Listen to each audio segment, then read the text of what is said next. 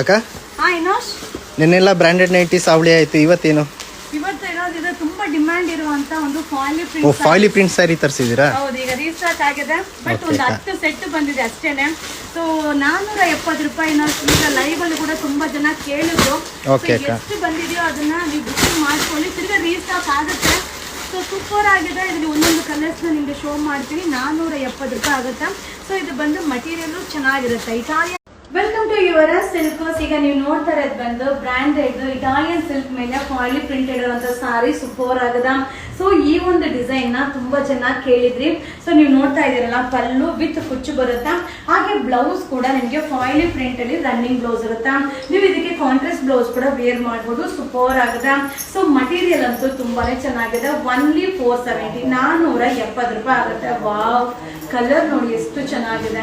but ಏನಂದ್ರೆ quantity of piece